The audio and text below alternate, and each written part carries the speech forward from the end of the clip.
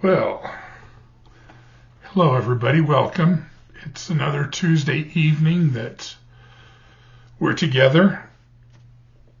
Hope it's been a good start of the week for everybody and things are going well. We're continuing our journey through Proverbs, our journey toward wisdom, if you will. It's, wisdom can be an elusive thing. But then, we need to pursue it. We need to work at it. We need to do our best to gain that and gain understanding. We're finding this message out as we spend time in Proverbs. Now, I'll tell you, chapters 5, 6, and 7 of Proverbs are chapters that a lot of preachers avoid because you don't like having the talk. And Solomon, you have to remember that Solomon is talking, he's writing to his son. And he's writing to all of us. And I read some of these things now because of the hindsight that we have, and I'm thinking, did you even follow your own advice? But he's trying to help his son on his journey and to help him avoid the traps of the world. Chapter 5 is about our sexuality. And he'll go back and refer to this again in chapter 6 and in chapter 7. These three chapters are together to really tell us about how we're supposed to live and really point us on a path toward gaining wisdom, toward gaining understanding. One of the books I have read is a book by a pastor named Ray Ortlund, who's a professor and a pastor, and he wrote a book on Proverbs. It's called Wisdom That Works. I just want to read part of what he says about starting with chapter 5 to you. It says, God speaks into every area of our lives, including our sexuality. The introduction opens up that conversation with us, and we'll get to that introduction in just a minute. The body of the chapter contrasts the two ways we can deploy our sexuality, either in folly and destruction or in wisdom and satisfaction. The conclusion calls us to surrender our lives entirely to God and to his wisdom. Here is the key concept we must understand, and it applies to all of life. The gospel calls us into both form and freedom, both structure and liberation. Conservative people love form and restraint and control, especially in sex. Progressive people love freedom and openness and choices, especially in sex. Both see part of the truth. But the gospel tells us the whole truth. I'll leave it there, and we're just going to read through this and try and take this a bite at a time. I'm not giving anybody advice here on how to live your lives. I'm just telling you I will stick with what the Bible says, and we can talk about anything you want to talk about. So, hang on, I'm getting an internet connection issue. Are we doing okay, Jen? It seems to be.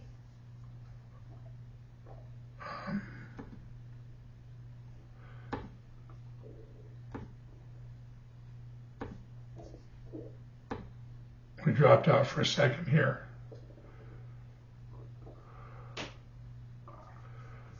Okay. Let's see if we came back. Dropped out for a second and now it seems to be back. Okay, anyway, that's what happens when I have to try and do a couple of things. Anyway, we're jumping into to 5 here. So, if you really think of it this way, in this portion of this letter that he's writing, he's telling his son, he's telling all the readers, okay, it's time we had a chat. Let's sit down and have a real talk about life. And over the next 3 chapters, that's what we're going to talk about. So he starts off with, in chapter 5, my son, pay attention to my wisdom. Listen closely to my understanding, so that you may maintain discretion and your lips safeguard knowledge. Though the lips of a forbidden woman drip honey, and her words are smoother than oil, in the end she's as bitter as wormwood and as sharp as a double-edged sword. Her feet go down to death, her steps head straight for Sheol. She does not consider the path of life. She doesn't know that her ways are unstable. So he's jumping into this topic, and what he's really saying is, you better pay attention because temptation is out there. And, you know, I want to be understanding here, and I understand who Solomon's writing the letter to and his test, but, you know, this can go from both sides. There are men that are equally as tempting as women, and in this day and age, you just don't know what's going on. So you need to be aware, and what Solomon is saying is be aware, pay attention, temptation is out there, don't be fooled by it. And he's going to continue on in this conversation, and he's really going to tell him, this is what you need to know. And over the next 8 verses, I'm going to just read all of them to you from 7 to 14. This is what you need to know when it comes to this part of the topic. He says, so now, sons, listen to me and don't turn away from the words of my mouth. Keep your way far from her. Don't go near the door of her house. Otherwise, you will give up your vitality to others and your years to someone cruel. Strangers will drain your resources, and your hard-earned pay will end up in a foreigner's house. At the end of your life, you will lament when your physical body has been consumed, and you will say, how I hated discipline and how my heart despised correction. I didn't obey my teacher or listen closely to my instructors. I am on the verge of complete ruin before the entire community. So again, he's really referring to this seductress and saying, you know what, it's tempting, you know what, it looks good for the moment, but really, truly, you need to stay away. Really, truly, you need to understand what's going to happen. How many people do you know have gotten involved in relationships and things that's just absolutely drained them? And maybe even as a good friend or whatever, even as a family member, and you have talked to them and said, isn't this draining you? Do you think that there's a better way? And yet they just run themselves into the ground for something that looks good in the moment.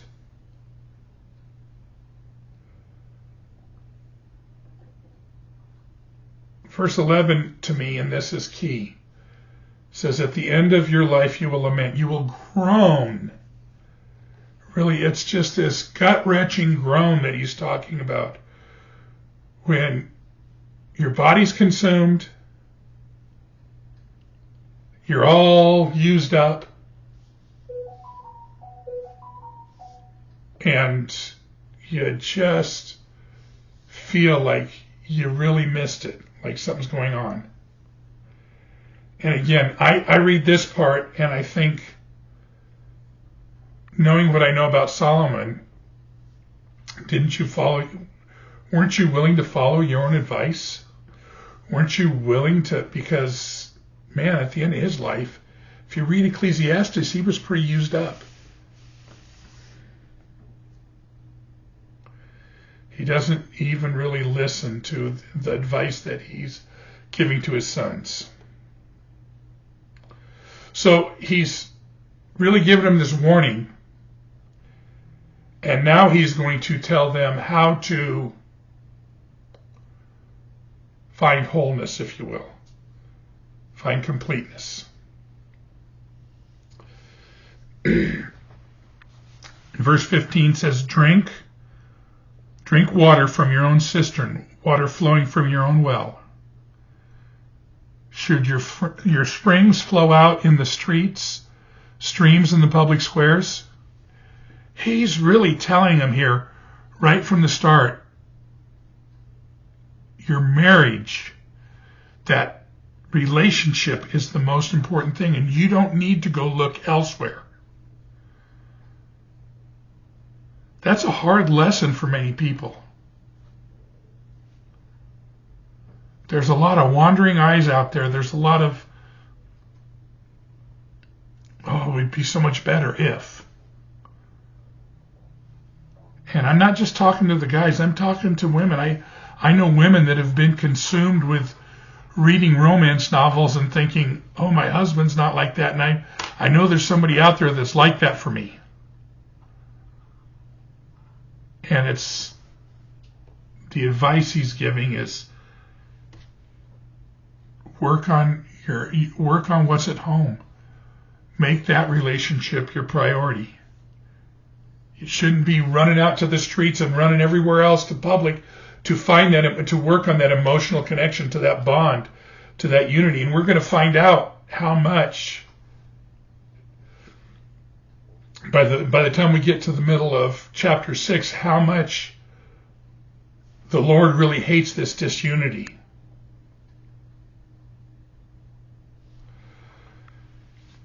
He goes on to say in verse 17, they should be for you alone and not for you to share with strangers. Your passions, your romance, your desire. It's like what it says in the Song of Solomon when you've got the Shunammite woman and the prince, and they're back and forth. It's really an example of God and us. And the Song of Solomon, or Song of Songs, Song of Solomon, 7:10 says, I am my beloved's and his desire is for me. It really talks about this deeply intimate connection that two people can share in the bonds of love, and the bonds of a husband and wife, in the bonds of this deep intimacy that God wants to have with us. And this is such a strong parallel here between, don't get distracted by a woman or a man in your marital relationship, in that connection, but don't let the shiny things or those enticing things of the world distract you in your relationship with God.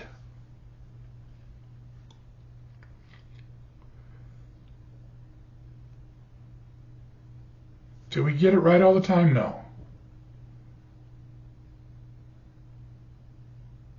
But we need to keep working on it. We need to keep growing. Remember, this is a process. And we need to be as understanding in our relationships as God is with us in our relationship with Him. We need to develop that intimacy with our spouse, with our partner. And it's that same intimacy that God wants us to develop with Him. He says in verse 18, it says, let your fountain be blessed and take pleasure in the wife of your youth. A loving and graceful doe, let her breasts always satisfy you.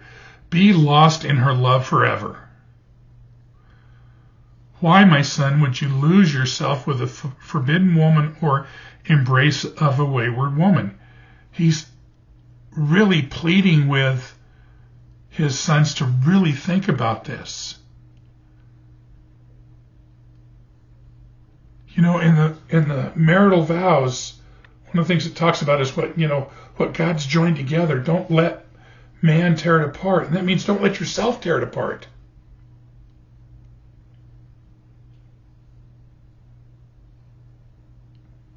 And yes, relationships have their ebbs and flows. I don't know any relationship, mine included, where there hasn't been a disagreement. And even in these disagreements, we have to learn to see from the other person's perspective. And when we're wrong, we say we're wrong. When we're right, we don't gloat that or lord that over anybody. But we should really develop that deeply intimate connection and be lost in our love for one another. As he said in verse 19, I'm sorry.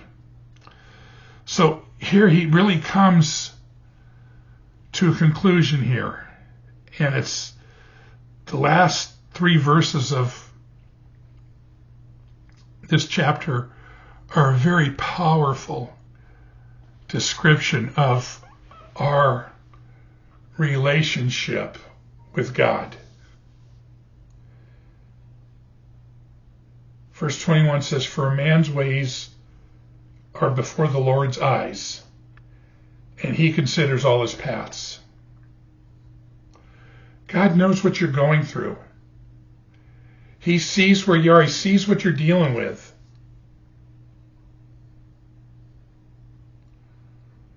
He knows the stresses. He knows the strains. He understands what's going on. He understands when you've chosen poorly. And he's there to make it right when we can go to him and ask for forgiveness.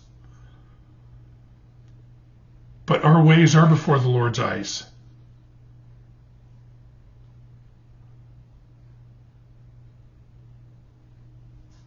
And it's just like it said when we were back in Proverbs 3, where it says, trust in the Lord with all your heart and don't lean on the way you do it. Lean on God's way. Listen to what God has to say, and he'll make that path straight. He'll guide us. He'll direct us. Rick? Yes, ma'am. Yvonne makes a statement here where she says, these types of sin, this sexual sin, is really a sin against your own body. Yes, it is. I totally agree, Yvonne, that sexual sin is a sin against you, against your body, against yourself. It results in all kinds of things, from just broken hearts and broken emotions and skewed views and unfulfillment and those kind of things, to any number of diseases that are out there.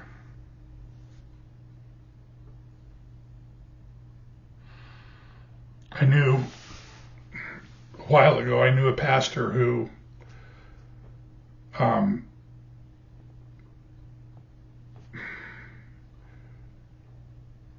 he had an affair. He got the woman pregnant. He ended up marrying her. He was divorced at the time, and he was really messed up. He should have given up his pastorate, but he didn't. And yet, after he got this woman pregnant and married her and thought, okay, she's, things are getting on track, he continued to have illicit relationships and ended up bringing home a sexually transmitted disease and giving it to his wife. And it just caused a mess. And all kinds of people were hurt, not just physically, but emotionally. And those are big things. Those are real life things, but they're things that are done because of poor choices. And we do need to consider the steps we're taking and really step back and look at what we're doing. So Solomon writes in here in these last two verses, a wicked man's iniquities will trap him. He will become tangled in the ropes of his own sin. This is just what Yvonne said, and that's right. It says he will die because there is no discipline, and be lost because of his great stupidity. Goes back to where he was saying where he was lamenting in the middle of this chapter in 13 and 14, I didn't obey my teachers or listen closely to my instructors. I'm on the verge of complete ruin before the entire community. He didn't listen. He doesn't listen to advice. It's not going to happen to me. I'm going to do it my way.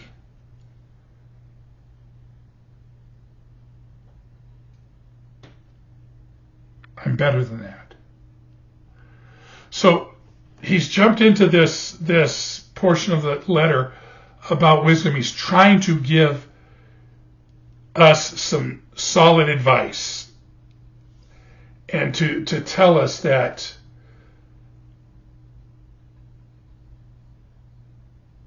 our marriage is the most important relationship we can have. And we know this because I'm not telling you guys things you don't know, but our marriage is the best example that we have of our relationship with God, or the relationship with Jesus and the church. We are the bride of Christ. He is the groom. He wants that intimacy, and he doesn't want us as the bride looking around at everything else. Our desire should be for him alone. So Solomon's addressed this big issue, and now he's going to go on and talk to him about some other important things. So he says, starting in chapter 6, he says, my son, if you've put up security for your neighbor or entered into an agreement with a stranger, you have been snared by the words of your mouth, trapped by the words from your own mouth. Do this then, my son, and free yourself, for if you have put yourself in your neighbor's power, go and humble yourself and plead with your neighbor. Don't give sleep to your eyes or slumber to your eyelids. Escape like a gazelle from a hunter, like a bird from a hunter's trap. Don't misunderstand this. Okay? God, first off, God is generous. He gives. He's merciful and kind, and he's a generous God. But we all should be responsible and take care of our own stuff. That doesn't mean you don't need help, and that doesn't mean that if you can, you shouldn't help. If you can help somebody that's in a struggle or in trouble, yes, help them. But what he's talking about here is don't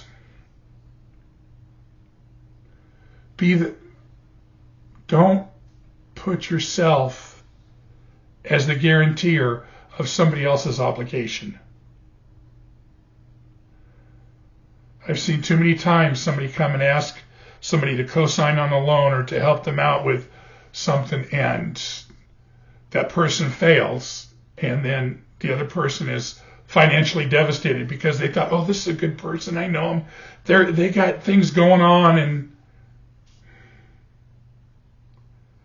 there's a difference between having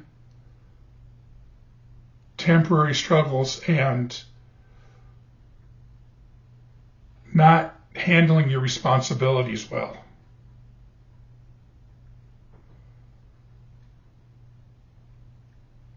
I think I was reading Swindoll when he said, don't be a co-signer on somebody's loan. If they were credit worthy, they would be able to get the loan on their own. And he's saying, if you've done this, Solomon is saying, if you've done this, where he says, go, humble yourself and plead. What he's really saying is, throw yourself on the ground and let the person stomp on you and call you all kinds of bad names. Just do what you can to get out of this entanglement. It's not what's right for you. This is something we need to really be aware and cautious of. Too many times we have that heart and that spirit of generosity, and we do want to help out, especially with those closest to us.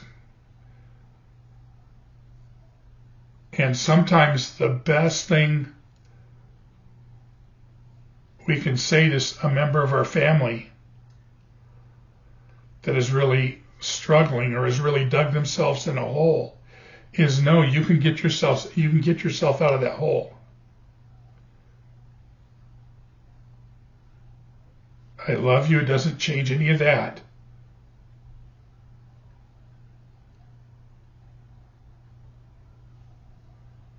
Sometimes telling somebody that you believe in, that they're capable enough to do that, is more than enough to encourage them to get on the right path and get things worked out. So don't get yourself entangled. One of the principles that God told the Israelites is, hey, if you're going to loan money, loan it, but don't charge interest. And you know, the thing is, every 7 years, all debts were forgiven in the Jewish culture. Every 7 years, the slate was wiped clean.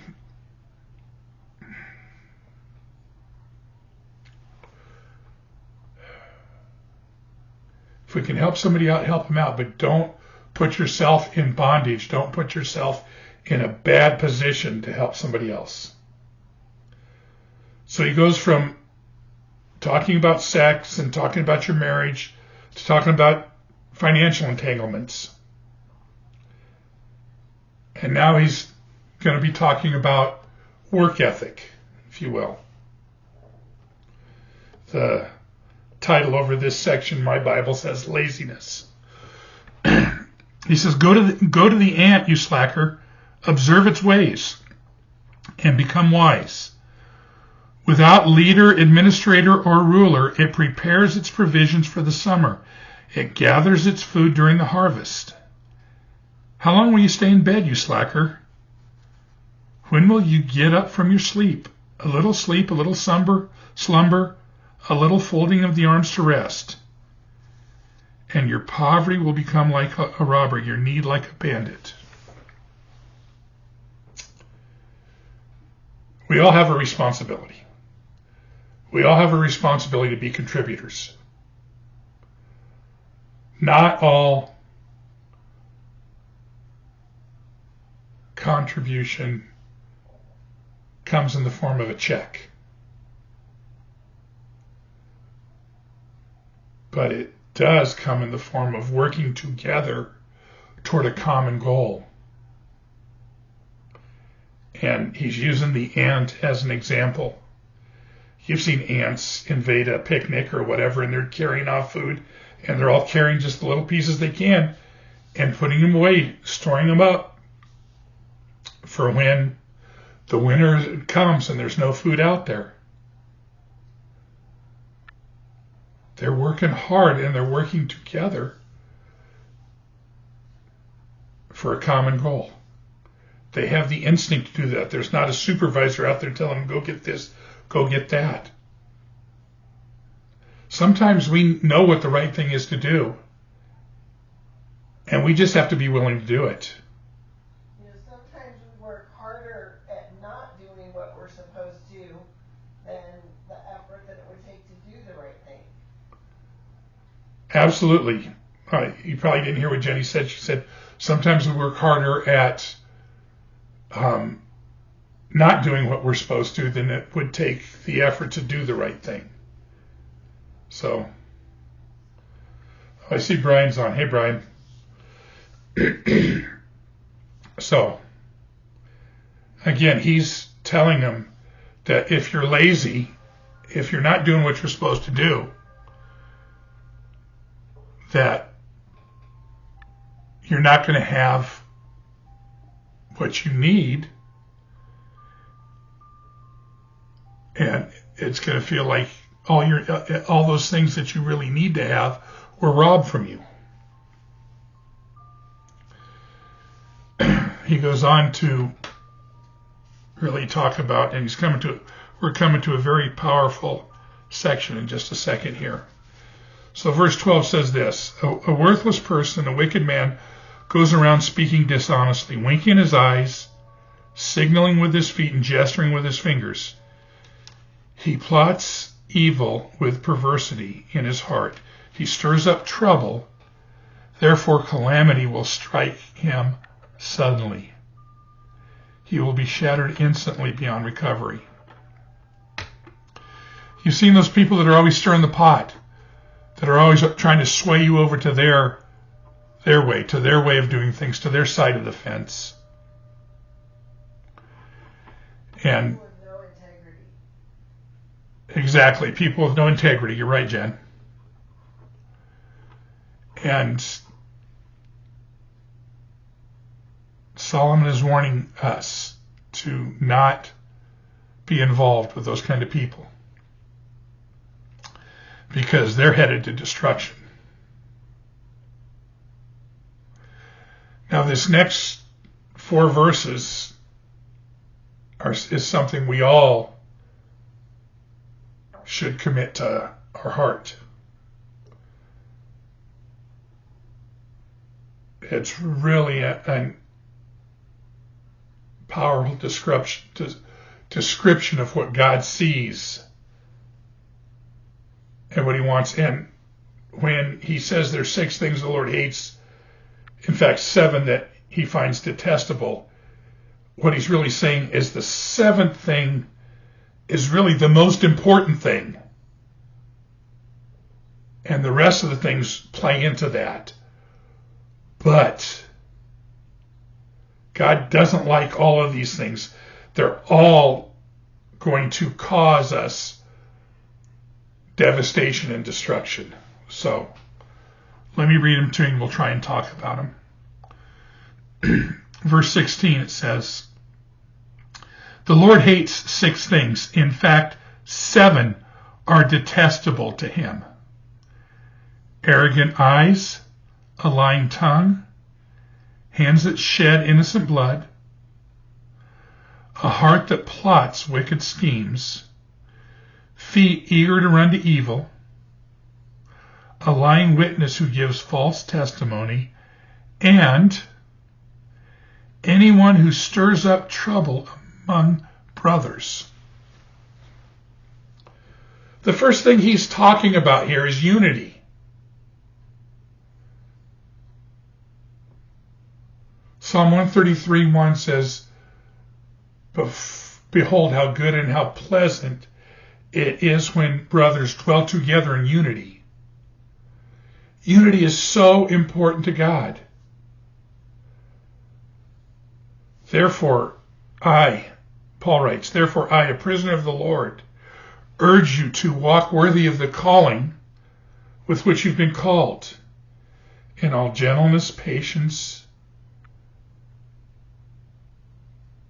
being diligent to preserve the unity of the Spirit and the bond of peace.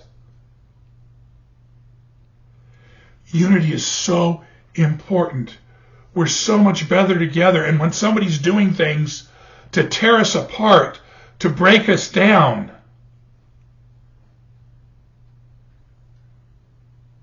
it goes contrary to what God's doing for us. God never tries to break us down. He'll let us get to the end of our rope, but he's always there to build us up. He's always there to create in us a new creation different than what we even see.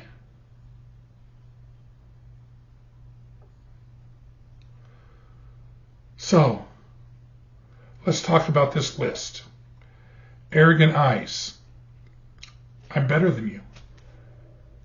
Isn't that the sign of pride right there?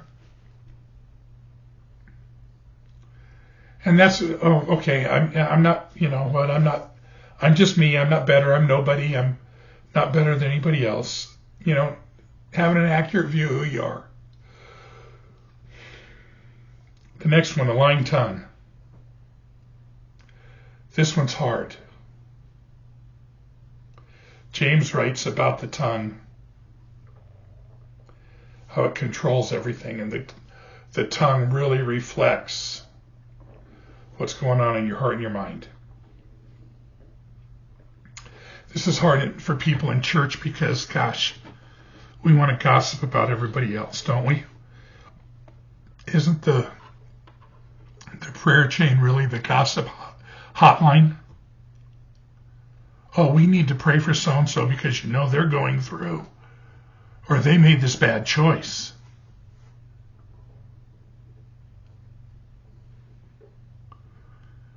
We need to speak the truth. We need to be loving when we speak the truth. And if, as most of you mothers have taught your children, we need to live by the words, if you don't have anything nice to say, don't say anything.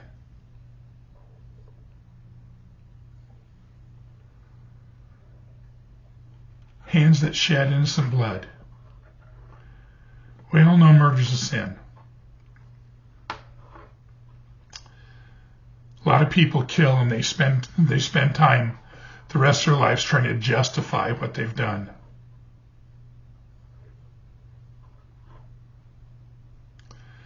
God's the judge.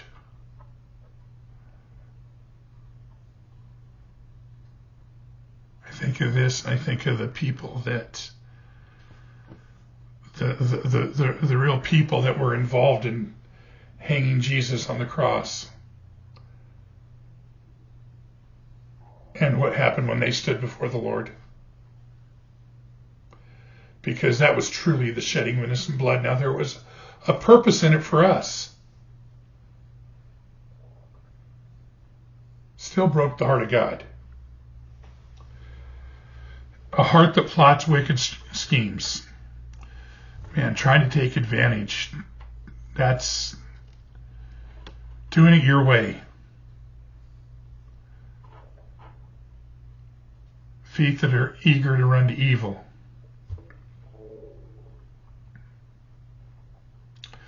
Evil can certainly be enticing. It can look fun. It's interesting. As I've been reading this and reading things in the background, sometimes these things pop up in my head about stupid things, evil things I've done in the past. Not hugely evil things, but I think about them and I think, oh God, I'm glad your hand was on me even in that, because that was really dumb. And thank you for forgiving me for that. But people that keep doing it, and it's breaking that bond, that connection with God. Then a lying witness that gives false testimony. I don't know what the reason somebody would do this for. But again, the truth is what's important. And you shouldn't lie just to make yourself look good or to make somebody else look bad. And then again, it's about don't stir up trouble to break your relationships, to break your connection, to make yourself look better, or to get somebody else so they feel worse about themselves.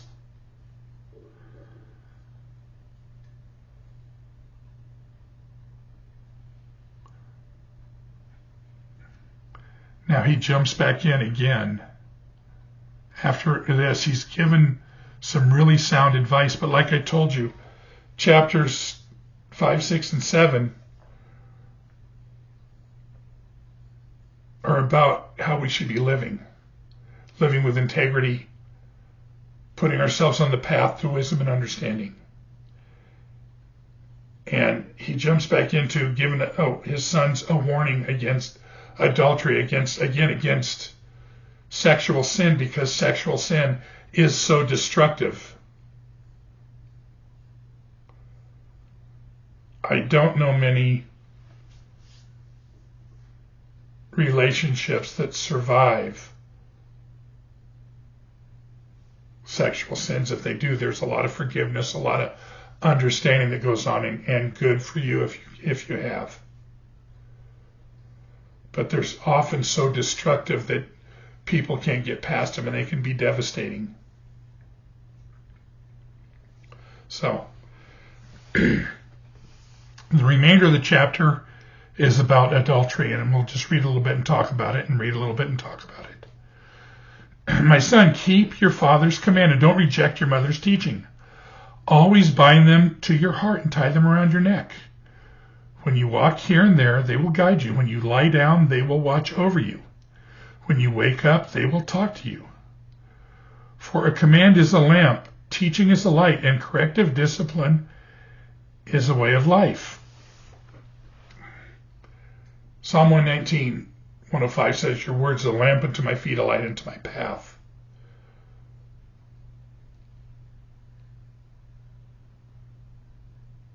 And there's Psalms where David pleads, teach me your ways, Lord. Show me your ways so I can be on the right path.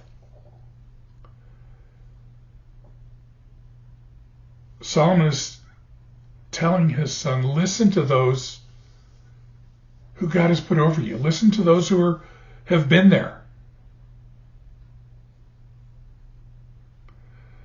We've gotten away from that today. You know that? Some of the greatest lessons I learned, some of those things that I learned more than anything, was those summers when we'd sit with Grandma and Grandpa, even the great-grandparents, and listen to the family stories or listen to experience. And for a kid wanting to get out and do something, that can seem boring, but if you're paying attention, there's a lot of learning that can go on. And this is what Solomon's telling him. And he's saying, I've given you these warnings. Your mother has given you these warnings. Make them part of your life, because they're going to protect you. They're going to keep you safe. And even they're going to, if you keep them in the front of your mind, when that temptation comes, you're going to be able to deal with it. Verse 24 says, they will protect you. He's talking about these commands, this teaching, this wisdom, this experience that has been given to him. They will protect you from an evil woman, from the way of a flattering tongue of a wayward woman. Don't lust in your heart for her beauty, or let her captivate you with her eyelashes. For a prostitute's fee is only a loaf of bread, but the wife of another man goes after a precious life. He's really saying, man, you think it's a simple thing, but you're going to destroy families here.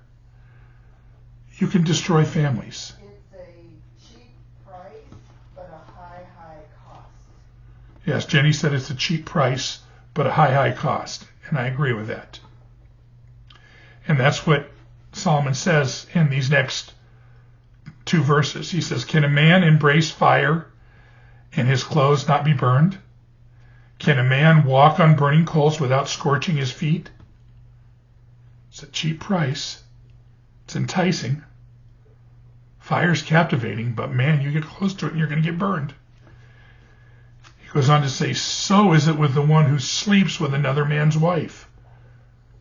No one who touches her will go unpunished.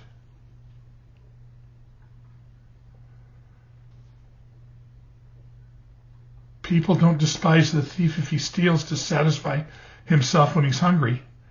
Still, if he's caught, and he's referring to the Mosaic law, still, if he's caught, he must pay 7 times as much. He must give up all the wealth of his house. The one who commits adultery lacks sense. Whoever does so destroys himself. How many times have you seen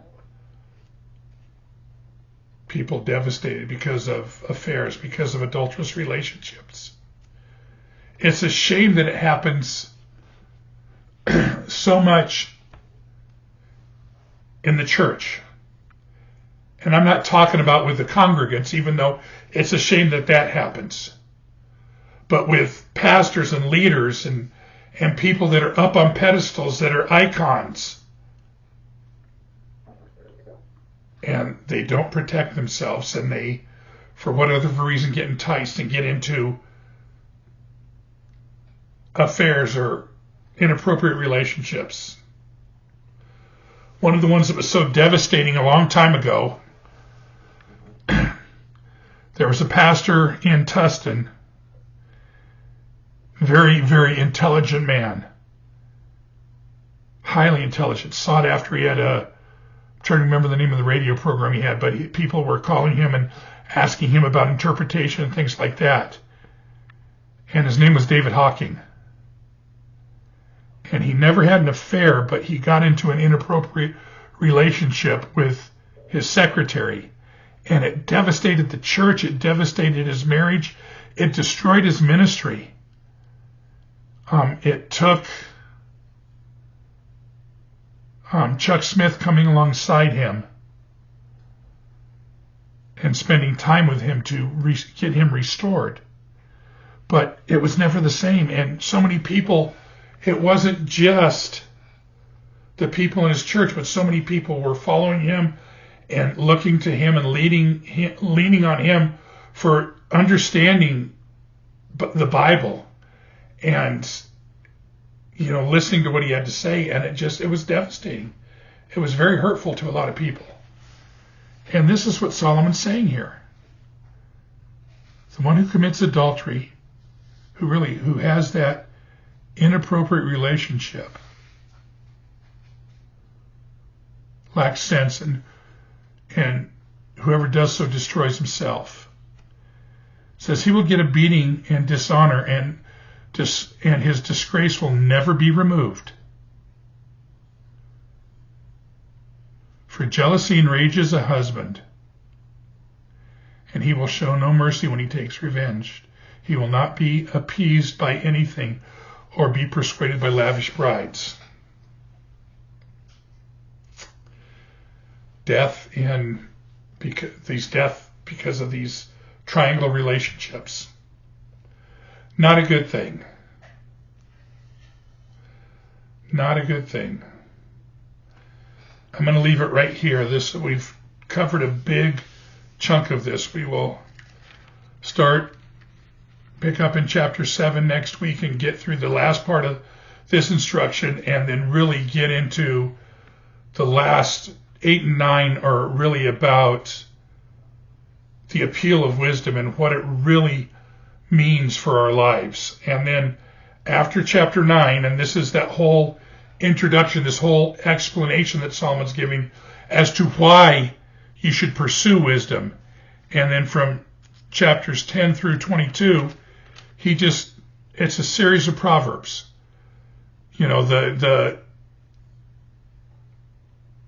If this happens, there's this, and we'll take those one at a time and just work our way through them. But for right now, we're going to land here. At the end of it, we finish 5 and 6, and we'll pick it up in 7 next week.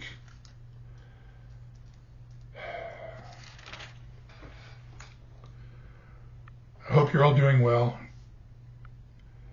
I continue to pray for our family. Continue to lift people up. Anyway, join me in prayer as we close up for tonight. Precious Lord, we're so grateful for we're so grateful for your love and for your patience with us. You've left us these instructions, and somehow we get in the way of trying to interpret them and understand them and read them often for what we want them to say. But God, you're patient, you're understanding, and you know what? When you hold them up in front of us, we see truth, we see love, we see your hand guiding our lives. So I pray that we can take these words to heart and, really work and treasure and value our relationships. the relationships you've given us here with one another, the relationships you've put in the bond of a husband and wife and the bond of partnerships and things like that, Father. May we treasure those, and may we always value those and be encouraging and be lifting up. And more than anything, Father, may we work on our relationship with you. May we develop that deep, deep intimacy so we can sense your closeness, so we can feel your guidance and know that you're protecting us. Lord, just for the needs that are out there, take care of our families, take care of our friends. There's a lot of people out there that need help, need finances, need a God thing. And I just ask you to be that provider for them. Jehovah Jireh, our provider. And when we see that happen, may we give you all the praise and glory that you're due. Be with us as we go, and bring us back together on Saturday safely. We love you, Lord, and we just want to say again, thank you. Have a wonderful week, y'all. I love you. Rick, before you sign off, okay. I had a text message. Somebody thought your face looked red. Could you explain to them allergies in the South, pollen counts, and that you've been out in the sun and I've been working you like a dog? This weekend in our area, it set a record most days for pollen counts. In fact, the other day it was the highest pollen count in history. And so there's just a lot of allergies, and that's what goes on. And then I've noticed too that on Facebook, I don't know how to adjust it. I've looked to see how to adjust it. The camera paints me a little redder. So maybe I'll change the lights up here too, instead of a soft white to a regular, a bright white, and that'll help. But I'm okay.